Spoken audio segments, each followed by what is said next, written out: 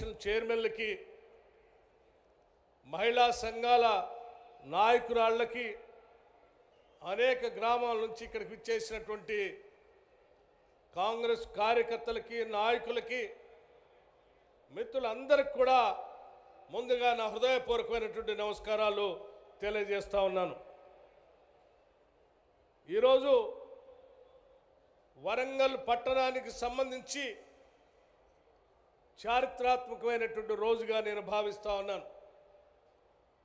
ఒక నగరానికి, ఒక పట్టణానికి దాదాపు 6,000 కోట్ల రూపాయలు శాంక్షన్ చేసి వాటికి సంబంధించినటువంటి పనుల్ని భూమి పూజ చేసుకునేటువంటి కార్యక్రమం, కొన్ని ప్రారంభోత్సవం చేసుకునేటువంటి కార్యక్రమం ఈరోజు రాష్ట్ర ముఖ్యమంత్రి వర్యుల చేతుల మీదుగా యావత్ రాష్ట్ర మంత్రి మండలి ఇక్కడ ఉండి చేసినటువంటి ఈ కార్యక్రమం బహుశా తెలంగాణ రాష్ట్ర చరిత్రలో ఒక పట్టణాన్ని మరో మహానగరంగా మార్చడానికి చేస్తున్నటువంటి ఒక పెద్ద ప్రక్రియలాగా మనమందరం ఈరోజు గమనిస్తూ ఉన్నాం.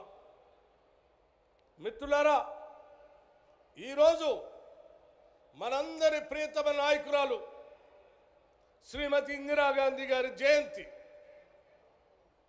ఈ దేశంలో భూ సంస్కరణ తీసుకొని వచ్చి బ్యాంకులను జాతీకరణం చేసి రాజభరణాలు రద్దు చేసి 20 సూత్రాల ఆర్థిక కార్యక్రమాన్ని తీసుకొని వచ్చి పేద బడుగు బలహీన వర్గాల ప్రజానికం కోసం పనిచేసినటువంటి భారతరత్న శ్రీమతి ఇందిరాగాంధీ గారు పుట్టినటువంటి రోజు. వారు ప్రధానమంత్రిగా ఒక మాట చెప్పారు, ఈ దేశ సమగ్రత సమైక్యత కోసం నిరంతరం నేను పనిచేస్తూనే ఉంటాను. ఈ దేశాన్ని విచ్ఛిన్నం చేయటం కోసం కొద్దిమంది స్వార్థపర శక్తులు, ఆటంకవాదులు నా పైన దాడి చేయటం కోసం చేసేటువంటి ప్రయత్నం చేస్తూనే ఉంటారు. ఒకవేళ అదే జరిగితే కూడా నా ఒంట్లో ఉన్నటువంటి ప్రతి రక్తపు బిందువు ఈ దేశ సమగ్రత కోసం, సమైక్యత కోసం, అభివృద్ధి కోసం ఉపయోగపడుతుందని చెప్పి ఈ దేశం కోసం ప్రాణాలు అర్పించిన గొప్ప ధీరోదాత్తురాలు శ్రీమతి ఇందిరాగాంధీ గారు.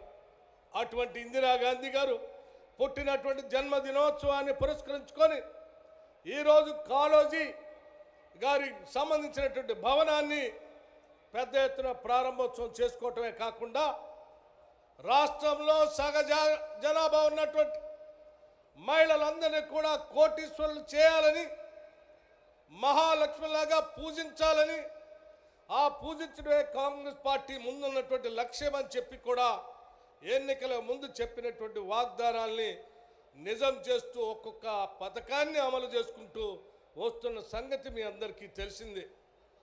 అది ఉచితంగా బస్సు రవాణా కావచ్చు, లేకపోతే దాదాపు 25,000 కోట్ల రూపాయలు ఒక సంవత్సరానికే వడ్డీ లేని రుణాలు ఇచ్చి రాబోయే 5 సంవత్సరాలలో 1,00,000 కోట్ల రూపాయలు మహిళలకు వడ్డీ లేని రుణాలు ఇవ్వాలనేటువంటి ఆలోచన కావచ్చు.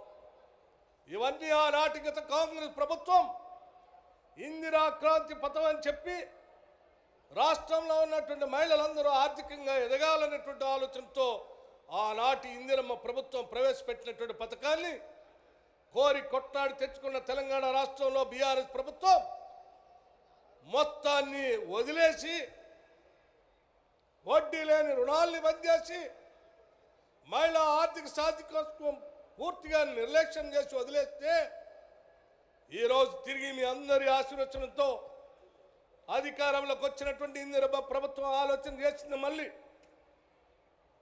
మహిళలందరినీ మహాలక్ష్మిగా చేయటం కోసం తిరిగి వడ్డీ లేని రుణాలు ఇద్దాం. అది సంవత్సరానికి 25,000 కోట్లు కావచ్చు, 5 సంవత్సరాలు 1,00,000 కోట్లైనా పర్వాలేదు, వాళ్ళ కోసం మనం చేసి నిలబడతాం. వాళ్ళ అభివృద్ధే ఈ రాష్ట్ర అభివృద్ధి అని ఆలోచన చేసి ముందుకు పోతున్నటువంటి సందర్భంలో ఏర్పాటు చేసినటువంటి సభ ఇది. మిత్రులారా, మీ అందరికీ తెలియదు కాదు, కేవలం వడ్డీ లేని రుణాలు ఇవ్వటం ఒక్కటే కాదు, వాళ్ళకి రుణాలు ఇచ్చినటువంటి ఆ డబ్బుతో వ్యాపారాలు కూడా చేపించాలనేటువంటి ఆలోచనతో రాష్ట్ర ముఖ్యమంత్రి గారు అనేక సందర్భాల్లో చర్చించి అంశాలని, ఆ సంబంధించినటువంటి అంశాలని కూడా విధానపరమైన నిర్ణయాలు తీసుకోవడం జరిగింది. అది ఉచితంగా ఇచ్చేటువంటి బస్సు రవాణాకు సంబంధించిన బస్సులు కొనుగోలు కావచ్చు, 200 యూనిట్లకే ఉచితంగా ఇస్తున్నటువంటి కరెంటుకు సంబంధించిన ఆ శాఖకు సంబంధించి భారతదేశంలో ఇవాళ సోలార్ పవర్ ప్లాంట్లు విద్యుత్తును తీసుకొని రావాలని ఆలోచన చేస్తూ మన రాష్ట్రంలో కూడా పెద్ద ఎత్తున ఆ గ్రీన్ పవర్ తీసుకొని వచ్చి పారిశ్రామికవేత్తలతో చేసే కార్యక్రమాన్ని వాళ్లతో కాదు, ముందు మన మహాలక్ష్ములతో మొదలు పెట్టిద్దామని చెప్పి దాదాపు 4000 మెగావాట్లకు సంబంధించిన సోలార్ పవర్ని ముందుగా 1000 మెగావాట్లు ఈ సంవత్సరమే వారికి PPA చేసి ఒప్పందం చేసి ఆ ఒప్పందం ద్వారా వారు ఆ పరిశ్రమలు పెట్టడానికి సోలార్ పవర్ పెట్టడానికి కావాల్సిన డబ్బులను కూడా బ్యాంకుల చేత ఇప్పించి మీరు ప్రొడ్యూస్ చేసే కరెంటుని ప్రభుత్వమే కొని ఆ ప్రభుత్వమే మీకు బిల్లులు డబ్బు చెల్లించే విధంగా ఒక విధానపరమైన ఒక చారిత్రాత్మకమైన నిర్ణయం బహుశా ఈ భారతదేశ చరిత్రలో ఎక్కడా కూడా మహిళలకి 1000 మెగావాట్ల పవర్ని PPA చేసినటువంటి చరిత్ర లేదు, భవిష్యత్తులో జరుగుతుందని కూడా నేను అనుకోవట్లేదు. అది కేవలం తెలంగాణ రాష్ట్రంలో ఈరోజు రేవంత్ రెడ్డి గారి నాయకత్వంలో ఉన్న ఇందిరమ్మ ప్రభుత్వం మాత్రమే చేయగలుగుతుంది, చేస్తుందని చెప్పడానికి చాలా గర్విస్తూ ఉన్నాను.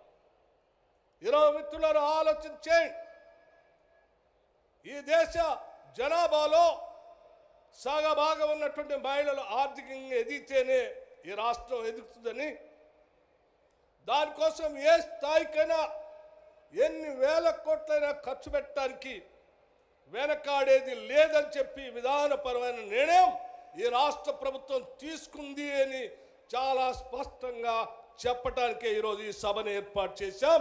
ఈ సభ ద్వారా రాష్ట్రంలో ఉన్న మహిళలందరూ కూడా చెప్తా ఉన్నాం, ఈ ప్రభుత్వం మీది, ఈ ప్రభుత్వం మీది, మీరు ఏది కావాలనుకుంటే అది చేయడానికి రాష్ట్ర ప్రభుత్వం సిద్ధంగా ఉంది. ఎంత పెద్ద ఎత్తున ఖర్చు అయితే కూడా మీతో ఖర్చు పెట్టించడానికి రాష్ట్ర ప్రభుత్వం ద్వారా వడ్డీ లేని రుణాలు ఇవ్వడానికి రాష్ట్ర ప్రభుత్వం సిద్ధంగా ఉంది. ఆ సిద్ధంగా ఉంది కాబట్టే ధైర్యంగా ఈరోజు ఒక సంవత్సర కాలం పూర్తి చేసుకున్నటువంటి సందర్భంలో ఇక్కడ సభ పెట్టి ధైర్యంగా మేము చెప్పగలుగుతున్నాం, మాటలు చెప్పిపోవడానికి రాలేదు. గత ముఖ్యమంత్రి ఇదే వరంగల్ జిల్లాలో ఇక్కడికి వచ్చి కుర్చీ వేసుకొని జర్నలిస్ట్ సంబంధించిన కాలనీ కట్టిస్తాను, నేను తిరిగి నేను మళ్ళీ వస్తాను, నాకు దావత్ కూడా చేయాలా, నేనే కుర్చీ వేసుకొని కట్టిస్తా అని చెప్పి మాటలు చెప్పిపోయాడు. ఆయన కట్టించింది లేదు, కుర్చీ వేసుకున్నది లేదు, వీళ్ళు దావత్ ఇద్దామంటే మనిషి కనపడ్డది కూడా లేదు. కానీ మేము కేవలం ఎన్నికల సందర్భంలో రేవంత్ రెడ్డి గారు ఈ ఎన్నికల సందర్భంలో ఈ జిల్లాకు వచ్చి ఈ జిల్లాకు సంబంధించిన వరంగల్ పట్టణాన్ని నగరాన్ని మార్చడానికి కావాల్సిన నిధులు ఇస్తానని చెప్పి మాట ఇవ్వటమే కాకుండా కేవలం 6 నెలల్లోనే కాళోజీ కళాక్షేత్రానికి కావాల్సిన డబ్బులు రిలీజ్ చేసి కట్టించి ఈరోజు మీ అందరి ముందు ప్రారంభోత్సవం చేశారు. ఇది కాంగ్రెస్ ప్రభుత్వం యొక్క నిబద్ధత, ఈ ప్రభుత్వం యొక్క సంకల్పం అని సందర్భంగా మనం చేస్తూ ఉన్నాం. మిత్రులారా ఆలోచన చేయండి, ఈరోజు కోరి మన ప్రభుత్వాన్ని తెచ్చుకున్నాం, అన్నీ చేసుకుంటా ఒకదాని తర్వాత ఒకటి చేసుకుంటూ పోతా ఉన్నాం. ఒక ఆయన అడుగుతారు ఏందయ్యా ఇచ్చిందని, ఇచ్చినవన్నీ ఒక్కసారి చూస్తే నువ్వు కళ్ళు తిరిగి కింద పడతావు మిత్రమా.